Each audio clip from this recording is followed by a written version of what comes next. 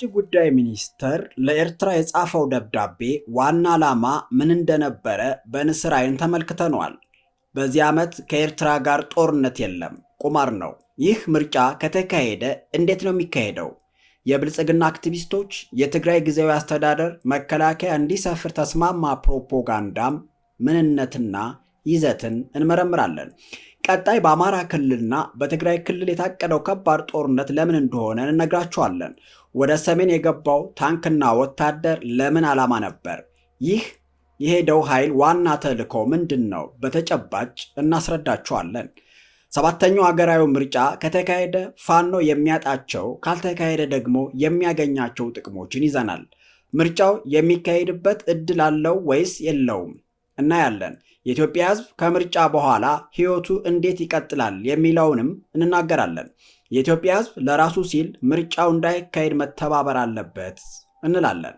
ይህ አዲስ ትውልድ ሚዲያ ነው። አዲስ ትውልድ ሚዲያን ሰብስክራይብ፣ ላይክ፣ ሼር፣ ኮሜንት በማድረግ እስከ መጨረሻው አብረውን እንዲቆዩ እንጋብዛለን። ዛሬ 48 ፓርቲዎች ይወዳደሩበታል በተባለው ሰባተኛው ሀገራዊ ምርጫ ዙሪያ አዲስ ትውልድ ሚዲያ ሐሳቡን እንደሚከተለው ያቀርባል። እስከ መጨረሻው አብረውን ከቆዩ ሁሉንም በማስረጃ ያገኙታል። ከምርጫው ይልቅ የምርጫ ስያሜዎችና ምልክቶች ትኩረቴን ከመሳብ አልፈው ፈገግ አሰኝተውኛል። የስንዴ ነዶ፣ አምባሻ፣ ቅቤ፣ ዕጣን፣ አውራደሮ፣ ማር፣ ንብ፣ ጎሽ፣ በቀሎ፣ ማሽላ፣ ዝንጅብል፣ እንሰት፣ አሳ፣ ዕጣንና የሚበላበት እጅ ላይ አተኩረዋል። ያው ችግራችን በእጃችን የምንበላው ምግብ አጣን መሰለኝ ቅኔው። አብይን ተጠቅመው ኢትዮጵያ እንደፈለጉ እየመሯትና የኢትዮጵያ ሕዝብን ከአብይ ቡድን ጋር ሆነው እየጋጧት ያሉ ወደ ምስራቅ አፍሪካ በመስፋፋት ላይ ያሉ የውጭ ኃይሎች ይህ ምርጫ እንዲካሄድ ከፍተኛ ጥረትና ድጋፍ እያደረጉ ነው። ኤምሬትና ቅኝ ያልገዙን የአውሮፓ ሀገሮች የምርጫውን ሙሉ ወጪ እንደሸፈኑም ተረጋግጧል። ያው ያወጡትን ወጪ በሰፋፊ የእርሻ መሬታችን በማዕድንና አፍሰው በሚማግዱት ወጣት ደም ያከክሱታልና ይህንን ምርጫ ለማድረግ የአገርን ሉዓላዊነት ማስቀጠል ነው ለማለት ነው።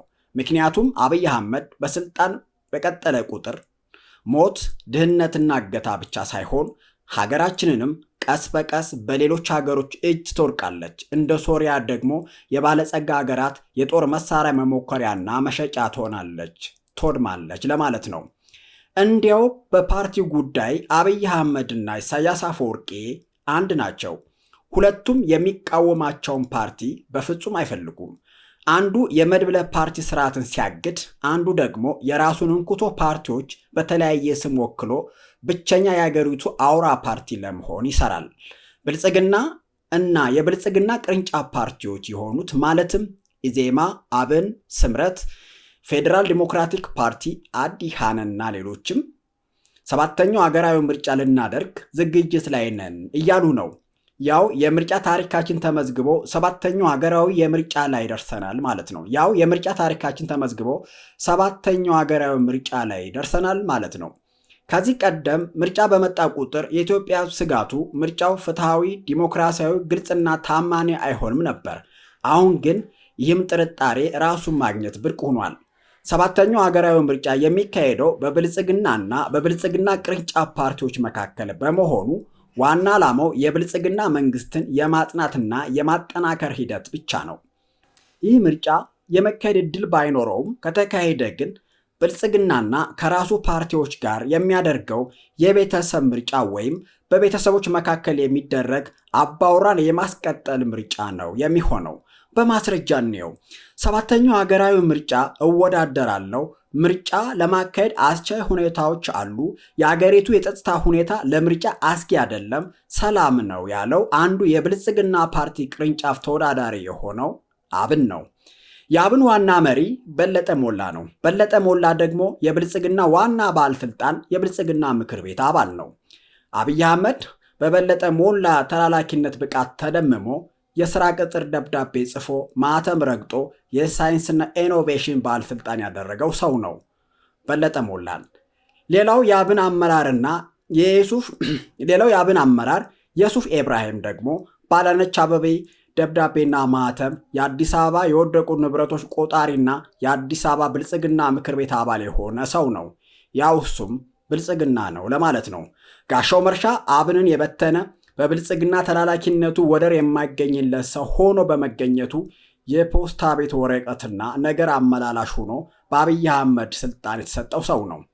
የአብኑ ጣሂር መሐመድ የአማራ ክልል ብልጽግና ምክር ቤት አባል፣ የአማራ ክልል የቱሪዝም ቢሮ ኃላፊ ሆኖ የሰራ፣ በአማራ ብልጽግና የተመረጠ፣ የአማራ ብልጽግና ብዙ ሚሊዮን ብር እንዲዘርፍ የፈቀደለት፣ በዘረፈው ብር ቁጭ ብሎ እየበላ በየሚዲያው እየዞረ የፋኖን ስም እንዲያጠለሽ ኃላፊነት የተሰጠው የብልጽግና ተላላኪ ነው። ያው እሱም ብልጽግና ነው። ሌላኛው የአብኑ አመራር የሆነና በጣሂር መሐመድ ቦታ የተተካው መልካሙ ጸጋዬ ነው። ይህም የአማራ ብልጽግና የምክር ቤት አባልና የአማራ ክልል ቱሪዝም ኃላፊ ነው። በለጠ ሞላ ክርስቲያን ታደለን፣ ዶክተር ቴዎድሮስንና ሌሎችን የአብን አባላትን ከብልጽግና ጋር ያሳሰረ ሰው ነው። ሲጠቃለል አብን የብልጽግና ቅርንጫፍ ፓርቲ ነው ማለት ነው። ኢዜማ የብርሃኑ ነጋ ፓርቲ ነው። ብርሃኑ ነጋ የብልጽግና ምክር ቤት አባልና የብልጽግና ባለስልጣን የትምህርት ሚኒስቴር ኃላፊ ነው። ብርሃኑ ነጋ ማለት ከአብይ አህመድ ጋር በመመካከር በኢትዮጵያ ተማሪዎች ላይ የትምህርት ጄኖሳይድ የፈጸመ ክፉ ሰው ነው። ሌሎች የኢዜማ አባላት ደግሞ የአዲስ አበባ ኮሪደር አበባ ተካዮች፣ መንገድ ጠራጊዎች፣ አትክልተኞች ናቸው። ኢዜማም ቢሆን እውነተኛ የብልጽግና ተቃዋሚ አባላቶችን በብልጽግና ደህንነቶች እንዲታፈኑ በማድረግ የብልጽግና ቀኝ እጅ መሆኑን በተግባር ያረጋገጠ የብልጽግና ቅርንጫፍ ፓርቲ ነው። ሲጠቃለል ኢዜማ ሌላኛው የብልጽግና ቅርንጫፍ ነው ማለት ነው። በቅርቡ በአብይ አህመድ የገንዘብ ድጋፍና ከህወሓት ወጥቻለሁ በሚለው በጌታቸው ረዳ የተመሰረተው ፓርቲ ደግሞ ስምረት ይባላል። ጌታቸው ረዳ የአብይ አህመድ የምስራቅ አፍሪካ ጉዳዮች አማካሪ ነው። በጌታቸው ረዳ እኩይ ምክር ምስራቅ አፍሪካ ከፍተኛ የጦርነት ስጋት አንዣቦባታል። ኢትዮጵያም ቀጣዩ ሶሪያ ለማድረግ አብይ አህመድና ጌታቸው ረዳ እየመከሩ ነው። ሌሎችም የስምረት ፓርቲ አባላት ጀነራሎች ቢሆኑም የአብይ አህመድ ወታደራዊ አማካሪዎች ናቸው። እነዚህ የስምረት ፓርቲ አባል ጀነራሎች በአብይ አህመድ የፋይናንስ ድጋፍ የታጠቀ ኃይል እያደራጁ በአማራና በትግራይ ህዝብ ላይ ጦርነት ለመክፈት ሙከራ ላይ ናቸው። ስምረት ፓርቲ ከሌሎች የብልጽግና ቅርንጫፍ ፓርቲዎች ለየት የሚያደርገው የራሱ የታጠቀ ኃይል ስላለው ነው። የስምረት ኃይል እየተዘጋጀ ያለው ህወሓትን ለማስወገድ የሚመስለው አይጠፋም። ወልቃይትን በኃይል ለማስመለስም ነው ለማለት ነው። ስምረትም ቢሆን ነጥቦቹ ሲገጣጠሙ የብልጽግና ፓርቲ ቅርንጫፍ ነው ወይም ብልጽግና ነው ማለት ነው። ሌላው አዲሃን ወይም አድሃሪ የሚባለው አማራ ዲሞክራቲክ ኃይል ንቅናቄ የሚሉት አባል የሌለው ፓርቲ ደግሞ አለ። የዚህ ፓርቲ መሪ ደግሞ እጅግ በአማራ ጠልነት የሰከረ ሰው ነው። የዘንድሮው ምርጫ በአንድ ዛፍ ይመሰላል። ግንዱና ስሩ ብልጽግና ሲሆን ሌሎች ፓርቲዎች ደግሞ የፓርቲው ቅርንጫፍ ቅጠል፣ አበባ፣ ፍሬ ወዘተ ናቸው። ያው እነሱ እየደረቁ ይረግፋሉ። ብልጽግና ደግሞ አዲስ ቅርንጫፎችን እያወጣ ይቀጥላል ማለት ነው።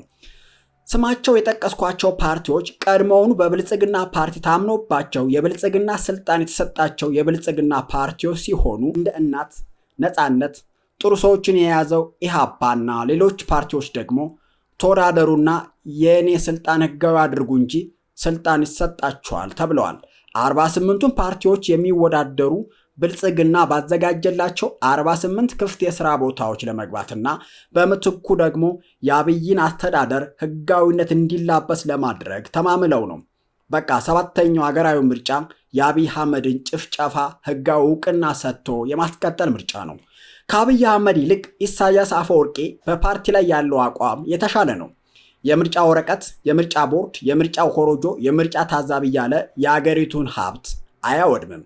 አፈወርቂ አብይ አህመድ ግን ጥቃቅን ፓርቲዎችን በተለያየ ስም በመመስረት የስሙላ ምርጫና የምርጫ ክርክር በማድረግ ብልጽግና ብቸኛ የሀገሪቱ አውራ ፓርቲ ለማድረግ የሚሰራ ሰው ነው። በዘንድሮ ምርጫ ላይ የሚሳተፍ ተቃዋሚ ፓርቲ አገዛዙን አጅቦ ስልጣን ላይ ማስቀመጥ የሚፈልግ ብቻ ነው። ከምርጫ ቦርድ የሚለቀቅላቸውንም ብር ለመለቃቀም ነው። ስለዚህ መጪው ምርጫ የአገዛዙን ፓርቲዎች የምንለይበት ወንፊት ነው። ያ ማለት የሚወዳደሩት ሁሉ አብይን አጅበው ስልጣን ላይ ለማስቀመጥ በምትኩ የወረዳና የቀበሌ ስልጣን ለማግኘት ነው። በአብይ ስርዓተ መንግስት ዘመን ስልጣን የሚያዘው በምርጫ ሳይሆን በስናይፐር ነው።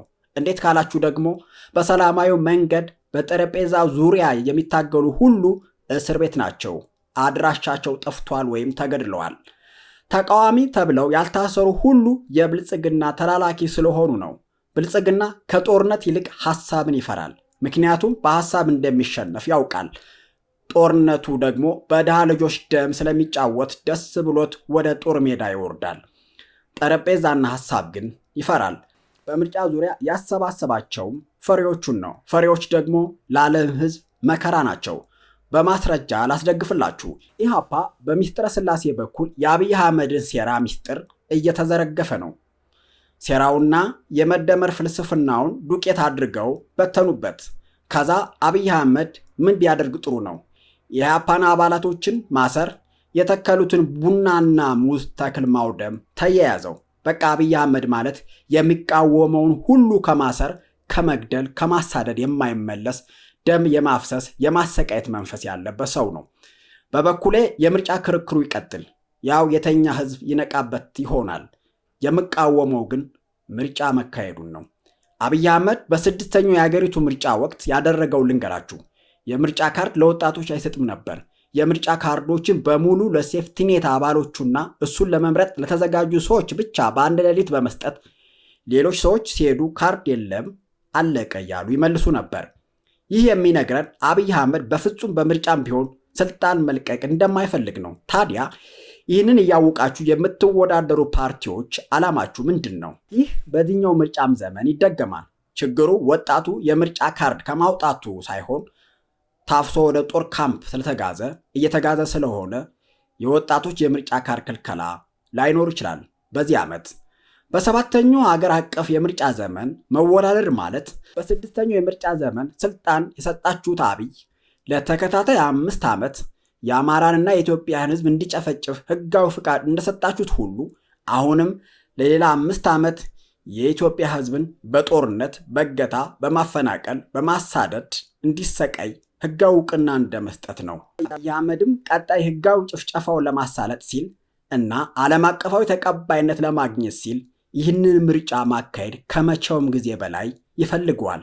ታዲያ ይህንን የይስሙላ ምርጫ ለማካሄድ ሲል በሚቀጥሉ ጥቂት ወራት በትግራይ፣ በኦሮሚያ፣ በአማራ ክልል ሁሉን አቀፍ ከፍተኛ ጦርነት ይኖራል። ሰሞኑ ወደ አማራ ክልልና ትግራይ ክልል የገባው መሳሪያና ሰራዊት ዋና ተልዕኮው ከኤርትራ ጋር ጦርነት ልንገጥም ሳይሆን የሁለተኛው ዙር ንግስናን ሊያደናቅፉ ይችላሉ የሚላቸውን የፋኖና የህወሓት ኃይልን ወይም ቲዲኤፍን ለመምታት ነው። በኤርትራ ወታደሮች የተያዘ 1 ኢንች የኢትዮጵያ መሬት ሳይኖር ኤርትራ ከግዛቴ ውጪ የሚል ደብዳቤ ለኤርትራ መላክ ዋና ዓላማው ኤርትራን ከግዛታችን ልናስወጣ፣ ቀይ ባህርን ልናስመልስ ነው በሚል ሽፋን መከላከያው ለማጓጓዝና ህዝቡንም ለማዘናጋት ፋኖም ቢሆን ይቋሉ፣ ደስ ይለኛል፣ ይለፉ ይላል ከሚል ስሌት የመጣ ነበር። አንዳንዴ ግን የቁማር ጨዋታቸው ረቂቅነት ይደንቀኛል። በዚህ ሰበብ አዘናግተው ብዙ እጥፍ መሳሪያና መከላከያ በአማራ ክልል ውስጥ አስገብተዋል። ደግሞ ሰሞኑን የትግራይ ጊዜያዊ አስተዳደር መከላከያ የቀድሞ ቤዞችን እንዲይዝ ተፈቀደለት የሚለው ነው። ያው በበቂ ሁኔታ መከላከያም በትግራይ ክልል ለማስገባት ከስምረት ፓርቲ ኃይሎች ጋር ሆነው ቲዲኤፍን ለማጥፋት የይስሙላ ምርጫ በትግራይ ክልል ለማካሄድ ነው።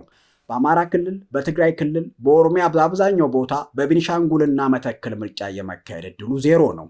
ፋኖ ደግሞ በአማራ ክልል ምርጫ እንዲካሄድ አስቻይ ሁኔታ ከፈጠረ ከፍተኛ ፖለቲካዊና ህዝባዊ ቅቡልናውን የሚያጣበት፣ በፋኖ ተዋጊዎች ላይ ተስፋ መቁረጥ የሚከሰትበት፣ ከአብይ አህመድ ጎን ሆነው አብይን ተስፋ አድርገው ይችን ሀገር ለመጋጥና ለመንጠቅ አዲስ እሴት እና ሃይማኖት ለማምጣት የሚጥሩ የውጭ ኃይሎች ተስፋቸውን የበለጠ ጨምሮ የድሮን፣ የታንክ፣ የጀት፣ የዶላር፣ የሰው ኃይል ድጋፋቸውን በሺህ እጥፍ ጨምረው በሀገራችን በተለይ በአማራ ላይና በፋኖ ላይ አስከፊ እልቂት የሚያመጡበት፣ በአብይ ታዝሎ የገባው IMF የሚያደርገውን የዋጋ ጭማሪና የኑሮ ውድነት ዘርዝሮ መጨረስ አይቻልምና ከመቼውም ጊዜ በላይ ፋኖና የአማራ ህዝብ ምርጫው እንዳይካሄድ ከፍተኛ ተጋድሎ ማድረግ ይጠበቅበታል። ፋኖ ከሌሎች ኃይሎች ጋር ተባብሮ ምርጫው እንዳይካሄድ ማድረጉ ብቻ የሚያገኘው ዓለም አቀፋዊ ቅቡልነት፣ ዓለም አቀፋዊ ትኩረት የትየለሌ ነው። አብይ አህመድ ደግሞ የሚያጣው ከዶላር፣ ታንክ፣ ድሮን ጀምሮ የቀጠናውን ተሰሚነት ነው። ይህ መልእክት ለሌሎች ኃይሎች ማለትም ለኦላ፣ ለህዋት፣ ለአፋርና ለጋምቤላ ቤኒሻንጉል ላሉም ኃይሎች ነው። ይህ መልእክት ለሌሎች ኃይሎች ማለትም ለኦላ፣ ለህዋት፣ ለአፋርና ለጋምቤላ እንዲሁ በቤኒሻንጉል ላሉ ኃይሎችም ጭምር ነው። የኢትዮጵያ ህዝብ በተለይ ደግሞ ይህ ምርጫ ከተካሄደ በሚቀጥሉት 5 ዓመታት የሚላስና የሚቀመስ በቤቱ ያጣል። የዛሬውን አበቃው። አመሰግናለሁ።